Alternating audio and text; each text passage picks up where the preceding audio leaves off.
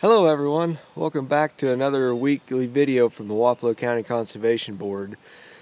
This week we're going to switch it up, and the guy that's usually behind the camera is going to talk about shed hunting. So every year white-tailed deer will shed their antlers in late winter. Their testosterone levels come down, and that will make their antlers want to cast off, and then they'll regrow them every summer. So that makes it a very fun late winter, spring activity, is going out and finding these sheds.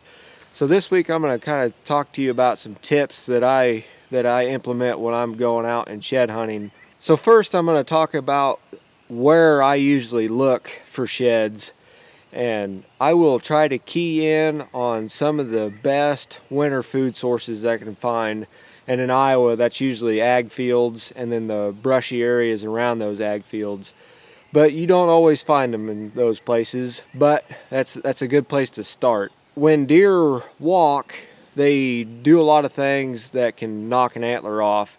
So I'll try to key in on ditches, logs, fences, things like that. So when they jump, they will knock that antler off. But those aren't the only places that they'll lose their antlers. You can key in on cedar thickets, because when it's cold they like to be under those cedar trees, because the cedar trees absorb heat, so at night they're warmer in those places, so they'll bed down in areas like that. You'll also find them underneath branches where they start to rub their antlers against the branch, and then that will knock them off. And occasionally you can find them hanging on branches, which is a fun thing to do. When you do come across a hanger, it gets pretty exciting. So when you're looking for antlers, cloudy days make them a little bit easier to see the antlers in all vegetation types. There's not a lot of shine from the sun, so you can kind of key in on light colored things. What I look for is usually the antlers have rows of tines, so they'll be sticking up, so I'll be constantly looking for contrast of tines sticking up.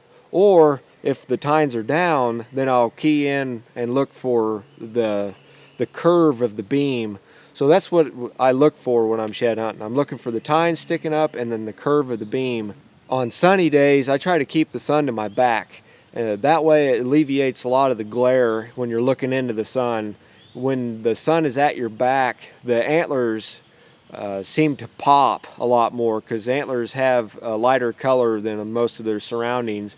So I think they'll glow a lot more on sunny days, but it's harder to see any direction besides with the sun to your back.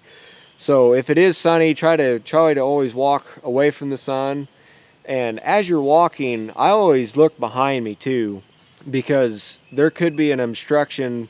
You know, if it's a log, if the deer jumps over a log and then you can't see it because of that log, if you walk a ways and then look behind you, you might be able to see that antler at a different angle.